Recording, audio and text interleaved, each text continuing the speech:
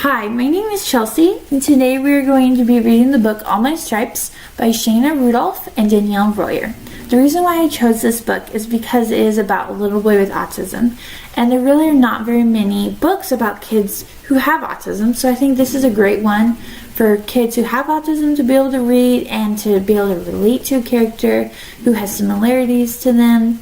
It's also great for kids who might have a classmate with autism to be able to understand their classmate a little bit more. So let's get started. Zane ran home as fast as he could. "Nobody gets me, Mama." Mama hugged Zane. He began to tell her about his bad day. "This morning in art class, the teacher started a hoof painting project. I didn't want to get paint on my hoofs, so the teacher gave me a paintbrush. All the other Zeepers noticed and were making fun of me because they didn't understand why I wouldn't use my hooves." Mama said, "I bet that made you feel different from the rest of the group." Zane replied, "It did, but paint is just too weird to touch." During math class, the fire alarm blared loudly while the children in my class were getting in line quietly. I hid under the desk, screaming, covering my ears. The class left without me, and I was scared until the firefighters found me.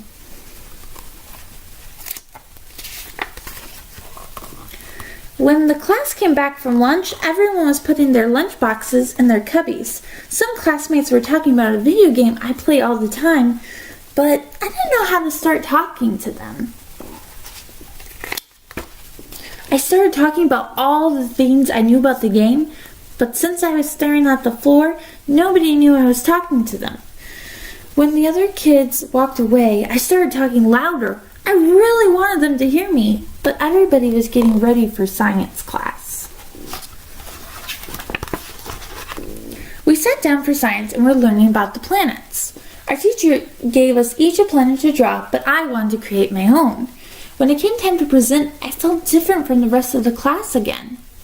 My teacher loved my planet and said, "Whatever floats your boat."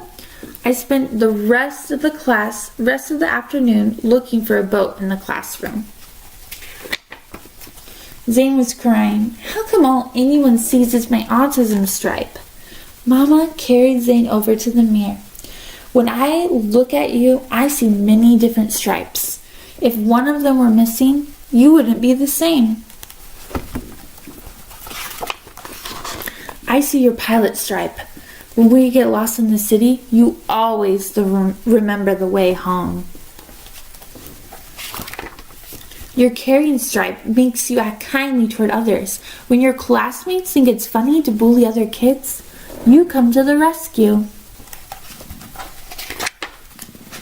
Your honesty stripe lets me always trust your word. When other parents have to worry that their kids aren't telling the truth, I know you always are. My favorite stripe is your curiosity stripe. When all the other kids are falling asleep in class, you always want to know more. I love when you come home and tell me everything you learned. Sometimes you ask me questions and I don't even know the answers." Mama pointed out the rest of Zane's amazing stripes.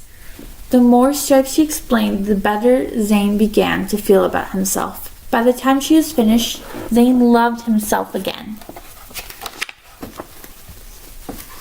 Zane ran outside, feeling the warmth of the sun. Finally, he felt proud of all his stripes. He said, "There's more to me than just my autism stripe. It's just part of me. The other parts make the whole me. I love each stripe because without them, I wouldn't be me."